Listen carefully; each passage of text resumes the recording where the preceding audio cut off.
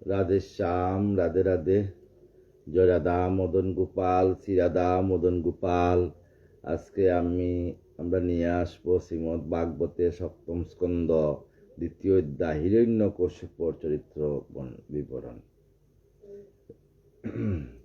শান্তাকারং ভুজঙ্গ শয়নং পদ্মনাভং সুরেশম শ্রীবৎসাঙ্কমোদরং দরং কুস্তবরং পীতাম্বরম সুন্দরম গোপীনাথম নয়ন পলাচ্যুতিশ গোপসংগাবিতম গোবিন্দম কলকবেণুবাদরম পরম শুক্লাঙ্বরং ধরা বিষ্ণু শশিবর্ণং চতুর্ভুজং প্রসন্নবদনং সর্ববিঘ্নং প্রশান্তয়ে।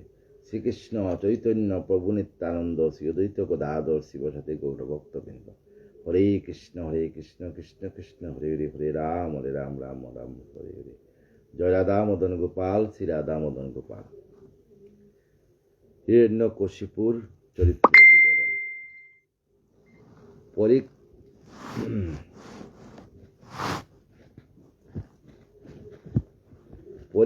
পরীক্ষিতকে সম্বোধিয়া শুকদেব কন, শুনো রাজা হরি দেশ কইব এখন। যুধিষ্ঠির কন তবে নারায়ণ পতি, হেন ভাবে কেন দৈত্য করে মহামতি। দেশভাবে কেন ভাবে যত দৈত্যগণ, না পারি বুঝিতে আমি উহারও কারণ। হিরণ্যকশিপ নিজ পুত্রের উপর কেন বা বিদ্বিষ্ট হয় বুদ্ধি অগোচর। প্রহ্লাদ তাহার পুত্র কোনো বা কারণে শিয়রি অনুরক্ত তাকে সর্বক্ষণে। কারণ তাহার প্রভু কর বিজ্ঞাপন, এ সকল কথা প্রভু করহ কীর্তন। নারদ কয়েন, তবে যুধিষ্ঠিরের প্রতি অপূর্ব কাহিনী তাহা শুননর প্রতি। অপূর্ব কাহিনী সেই কাহিনী। প্রহ্লাদের চরিত্র। দুইটি ভীষণ দৈত্য শাস্ত্রের প্রমাণ। হিরণ্যক জ্যেষ্ঠ হয় মহাবলবান, হিরণ্যকশিপ ছোট বলতে সমান। ব্রহ্মশাপে দৈত্য জন্ম লবি দুইজনে, আজন্ম হরির দেশ করে অনুক্ষণে। সৃষ্টিকালে যবে ব্রহ্মা সৃজেন ধরণী, কোমলা নবীনা বালা জীবের জননী। ব্রহ্মদেষ্টা হিরণ্যক আসিয়া তখন, হরিদ্দেশ করিদরা করিল হরণ। সৃষ্টিলূপ হয় দেখি ব্রহ্মা মহাজন, বিপদেশ মরিলা সেই প্রভু নারায়ণ। সৃষ্টিনাশ হেরি তবে দয়াল শ্রী হরি, ধরিল বরাহ রূপ আহা মরি মরি। বরাহ রূপেতে হরি প্রবেশী পাতাল, ভীষণ উভয় দন্ত যেন বৃক্ষ শাল। হুঙ্কার করি আর ইচ্ছি আর সমর, ডাকিলেন গুর রবে যথা দৈত্যবর। হরিদ্রেষ্টা দৈত্য হেরি নারায়ণ, তিরস্কার করিমাতে করিবারে রণ। রণ লাগি নারায়ণে সদা আশা করি, রণ দিয়া পুরালেন তারও আশা হরি। রণান্তে হইল তার জীবন নিধন, সেই সুখে ব্যাতা তার করিল কন্দন। যখন হিরণ্যক মারা গেল, হিরণ্যক কি করেছিল? পৃথিবীকে পাতালে নিয়ে গিয়েছিল। তখন অনাদিরাদি ব্রহ্মা আমার গোবিন্দের কাছে প্রার্থনা করলেন। পদ্মাসন ব্রহ্মা, যে হে গোবিন্দ, পৃথিবীকে যদি উদ্ধার না করো তাইলে আমি সৃষ্টি করব কি করে? তখন আমার গোবিন্দ কি করলেন? বরাহ রূপ ধারণ করে হিরণ্যককে নিধন করে পৃথিবীকে ফিরিয়ে আনলেন। সেই সুখে ব্যাতা তার করিল কন্দন, সেই সুখে হিরণ্যকশিপ কাঁদতে লাগলো। হরি হস্তে জ্যেষ্ঠ বাতা হইল নিধন, হরিরে আপন শত্রু করিল মনন। এখন যেহেতু গোবিন্দের হাতে হিরণ্যকের মৃত্যু হয়েছে, এই জন্য শত্রু ভাবিয়া ফেলল।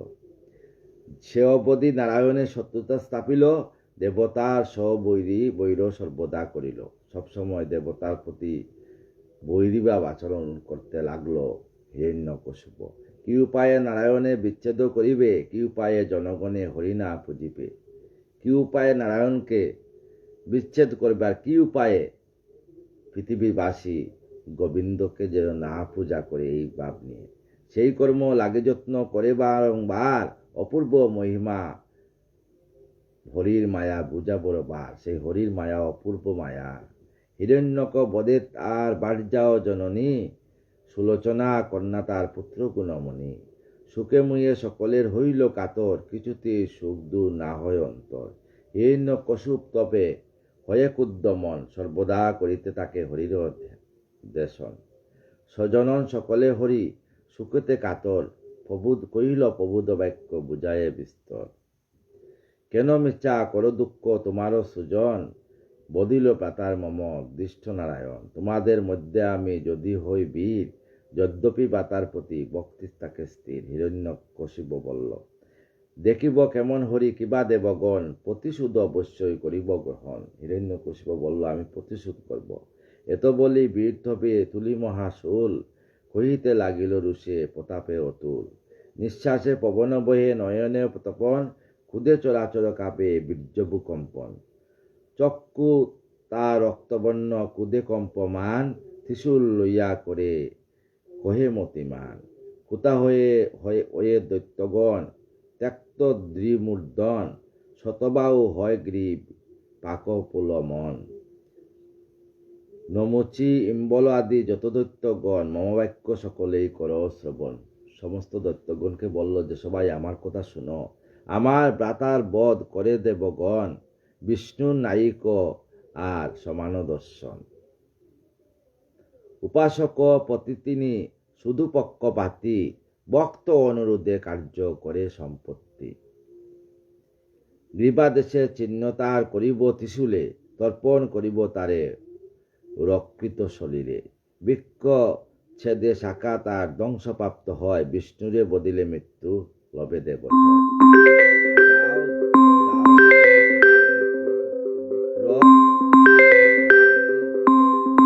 বলছে সমস্ত বিপ্র কত্রগণ যাও, করে যারা ব্রতযজ্ঞ বেদ অধ্যায়ন, যারা বেদ যজ্ঞ অধ্যায়ন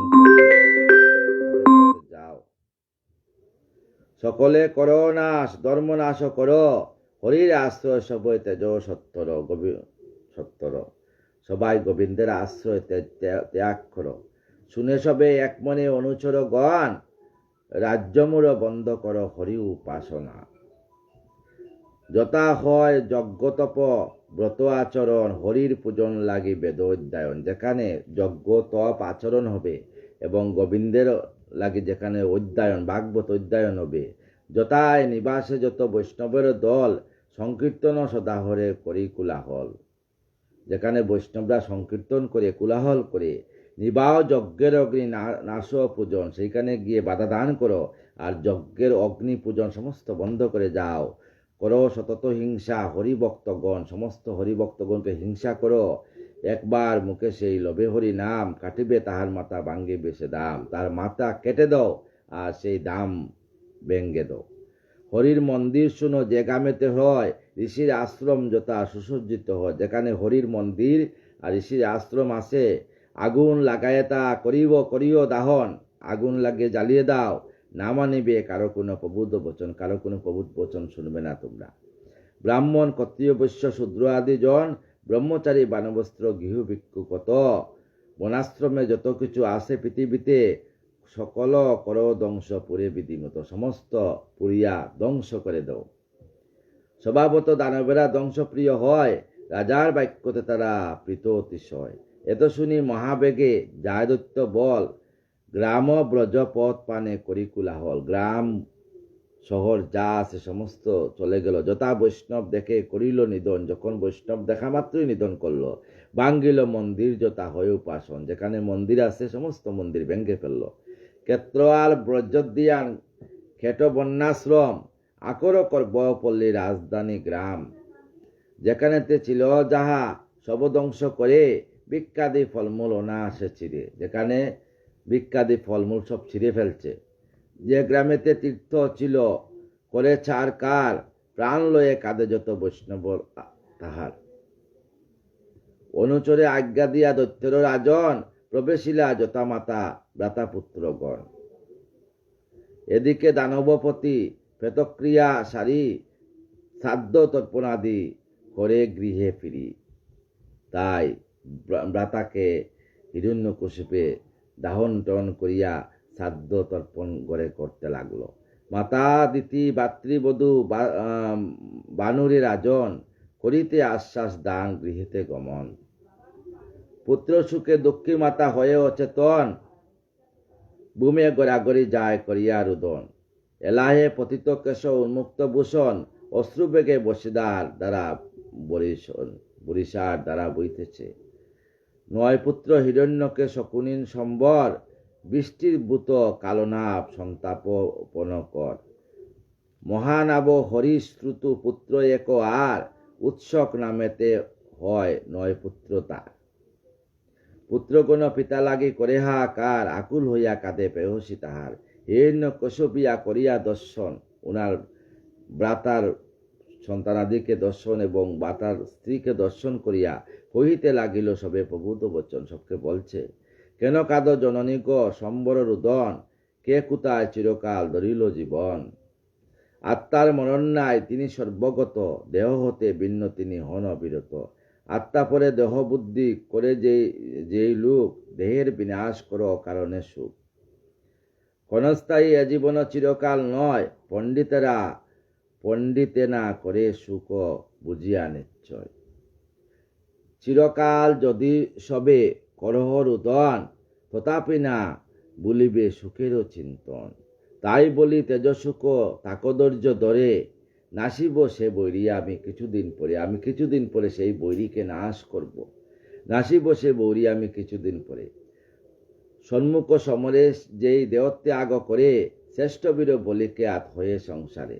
জলপান সূত্রে তবে একত্রিত হয়, জলপান অন্তে তারা ভিন্ন দিকে রয়।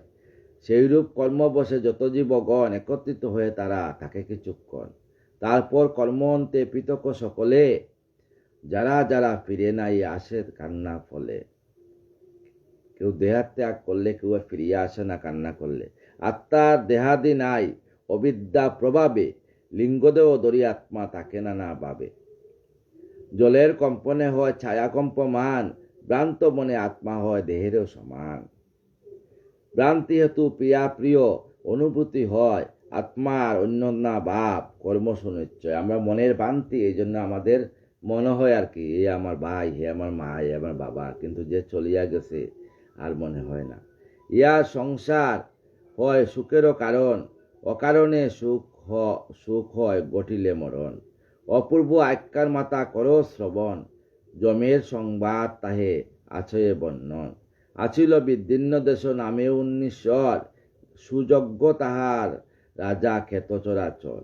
একদা করিয়া রাজা সমর ভীষণ, শত্রু হস্তে নিজ প্রাণ দিল বিসর্জন। বজ্রমাল্য কবচ আবরণ চয়, বানেতে বিদীর্ণ হয়েছে হৃদয়। রাজার নিধন দেখি আত্মীয় সকল, পুত্র কন্যা আরো যত মহিষীর দল। সকল বেরিয়া দেহ করিল কন্দন, মায়ার বন্দন নারে করিতে ছেদন। কন্দন না হয় স্থির কাঁদে বহুদিন, কেহ না আছিল তথা বুদ্ধিতে প্রবীণ। তাহারা রোদন করে এই কথা বলি, 19 রাজা তুমি কোথা গেলে চলি। তোমার সুখতে প্রাণ ছিল যেন হয়, চিহ্ন যেন হয়, এক্ষণে প্রজারে পালো কোনো মহাশয়। এত বলি মহিষীরা করিছে কন্দন, মৃতদেহে নাই দে দাহের কারণ। হাহাকারো রবসদা অতি উচ্চস্বরে, ক্রমেতে হইল তারা জমেরও গোচরে।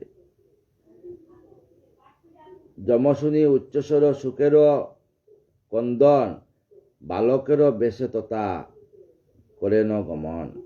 অরুণ বরণ আহা কান্তি সুকমল, আঁকি যুগ টল টল সরল কমল। মৃদু মৃদু হাস্যমুখ শশী পূর্ণিমার, অতি কর্ব বপু মরি অতি সুকুমার। জটায় বেরিয়ে রাজা আত্মীয় স্বজন, সুখে মাতি সবে মিলি করিছে কন্দন। বালক হইয়া যম নিকটে যাইয়া, মৃদু মৃদু কন কথা হাসিয়া হাসিয়া। বালকের মিষ্ট কথা করিয়া শ্রবণ, সকলে তেজিরে মাত্র কনেক রুদন। যমকয়ে শম্ভু দিয়া ছিল যত লোক, কারো জন্য এত সুখ করো অবিরত। যমে বলছে কারো জন্য এত সুখ করো, দেহে যেই কর্তা হয় নামেতে জীবন, নাহি তার হয় নাশ কয়ে জ্ঞানীগণ। দেহের মধ্যে যে তাকে এই জীবন প্রাণ, এ চলিয়া গেলে আর কিছু হয় না, এর কোনো নাশ হয় না, এ চির সত্য। মিথ্যায় ভূত দেব মাত্র অহংকার, মরিলে তাহার নাশ কহিলাম সার। মিথ্যা লাগি কেন মিছা করো হাকার, কালে দেহ পায় জীব নাশে কালে নাশ তার। চিরকাল যদি সবে করে কন্দন, তোমরা এককালে হইবে নিধন। যথা হতে আসে নর সেইখানে যায়, চিরকাল রাখিবারে নাইক উপায়। জন্মিলে মরিতে হবে নাইক বেতায়, তবে কেন মৃত্যু লাগি হয় এত ভয়। মৃত্যুর লাগি এত ভয় কেন হয়? পিতামাতা যাহাদের পরিত্যাগ করে, যাহাদের পিতামাতা পরিত্যাগ করে, তথাপি তাকে তারা এখানে সংসারে। প্রতিমধ্যে যেইজন পরিত্যক্ত হয়, ঈশ্বর তার রক্ষা করে নিশ্চয়। যদি পথের মধ্যে যদি তুমি চলার পথে হরিনাম নিয়ে চলার পথে পরিত্যক্ত হও, স্বয়ং গোবিন্দ তোমাকে রক্ষা করবে। গৃহ মধ্যে তাকিলে গঠিবে মরণ, এতএব নাই দুঃখ মরণ কারণ। জলীয় বুবুদ আর গটপট চয়, কালক্রমে সব নষ্ট জানো সুনিশ্চয়। আত্মা কবু দেহে নাই লিপ্ত হয়ে রয়, দেহের মরণে আত্মা জীবিত নিশ্চয়। আত্মা কবু দেহের মধ্যে থাকে না, আত্মা অবিনশ্বর, দেহ নশ্বর। তবে কেন সুখ করো মোরের মতন, নিত্য আত্মা এইরূপ জ্ঞানে জানে কোনজন। শুনহ আবারও এক অপূর্ব আখ্যান, পর লাগি সুখ করি নাশ নিজ প্রাণ। ঈশ্বরের সেবিয়ায় এক বেদদুষ্ট দন, পক্ষীবদ বড় তারে করিল গ্রহণ। যেখানে পাইত পক্ষী লুবিত লোভ দেখিয়া, পক্ষীবধ করত, বধিত তাহার প্রাণে জালেতে ফেলিয়া। একদা কলিঙ্গদয় সাকার উপরে আনন্দতে বসেছিল হরিশ অন্তরে। সেই বৃক্ষে নিরে তার আছিল সন্তান, উভয়েই মহাসুখে পরিতৃপ্ত প্রাণ। সহসা অন্তেক সম ব্যাধ দুষ্ট জন, পরীক্ষিণের প্রথমতে করিল ধারণ।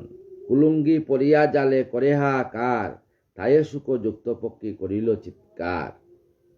প্রেয়সী সুখ লাগি উন্মত্ত হইয়া, কহিতে লাগিল পক্ষী কাঁদিয়া কাঁদিয়া, হা প্রিয়ে তুমি হারালে জীবন, কেন বল পালিবে তব শিশুপুত্রগণ।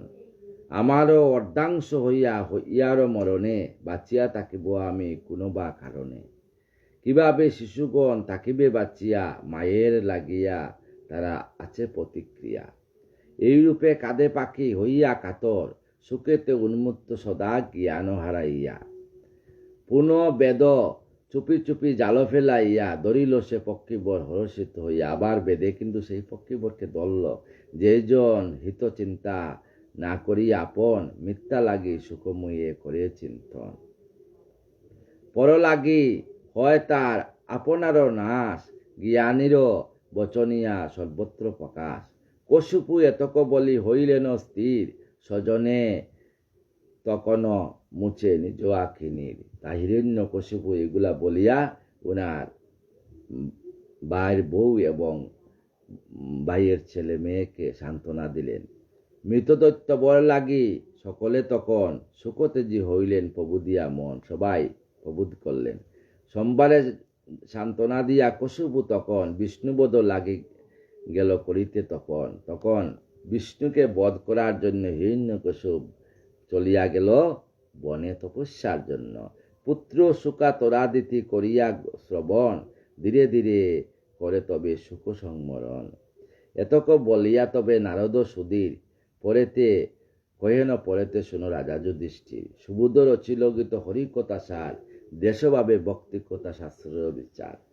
যখন হিরণ্যকশুপ বনে চলিয়া গেলেন, তখন কি ছিলেন? হিরণ্যকশিপুর স্ত্রী গর্ভবতী ছিলেন। তাই ইন্দ্র দেখল যে হিরণ্যকশিপুর স্ত্রীর গর্ভে যে সন্তান আসতেছে, ও কিন্তু দৈত্যরূপ, তাকে ওকে বধ করি। কিন্তু হিরণ্যকশিপুর স্ত্রী গর্ভবতী ছিলেন। তখন ইন্দ্র যখন ওকে নিয়ে মানে নিয়ে যাইতে লাগছিল চুরি করিয়া, যারে হিরণ্যকশিপুর স্ত্রীকে নিয়ে নিধন করিয়া দিবে। তখন নারদ উপর থেকে নারদদিকে সঙ্গে সঙ্গে আসলেন, ইন্দ্রদেবকে বাধা দিলেন। বাধা দিয়া হিরণ্যকশিপুর স্ত্রীকে নিয়ে গেলেন নারদের আশ্রমে। নিয়ে বললেন, তখন হিরণ্যকশিপুর স্ত্রী নারদকে বলছিলেন যে, প্রভু, আপনি যখন আমাকে এনেছেন, এমন একটা বর দেন যতদিন পর্যন্ত আমার স্বামী ফিরে না আসে তপস্যা থেকে, এতদিন যেন আমার সন্তান প্রসব না হয়। আগামীকাল আমরা এই হিরণ্যকশিপুর তপস্যার কথা, কিভাবে তপস্যা করলো, সমস্ত কথা নিয়ে আলোচনা করব। আমার শরীরটা বেশি ভালো নয়, এই জন্য আজকে লাইভে বেশি সময় থাকতে পারলাম না। সমস্ত সাধুগুরু বৈষ্ণবের চরণে আমার শতকোটি প্রণাম। আপনারা কৃপা করবেন, আপনারা চরণ দোলে আমার মস্তকে দিবেন, আপনারা কৃপা করবেন যাতে আমি শেষের দিনে রাধা রাধা নাম করে বৃন্দাবনে, এই দেহ বৃন্দাবনে সব জ্ঞানে যাতে রাধারানীর স্থলনে লীন হইতে পারি। রাধে কৃষ্ণ কৃষ্ণ কৃষ্ণ রাধে রাধে, রাধে শ্যাম শ্যাম শ্যাম রাধে রাধে। জয় রাধা জয় কৃষ্ণ জয় বৃন্দাবন, শ্রী গোবিন্দ গোপীনাথ মদন মোহন। জয় রাধা জয় কৃষ্ণ জয় বৃন্দাবন, শ্রী গোবিন্দ গোপীনাথ মদন মোহন। জয় রাধে জয় রাধে জয় রাধে জয় রাধে।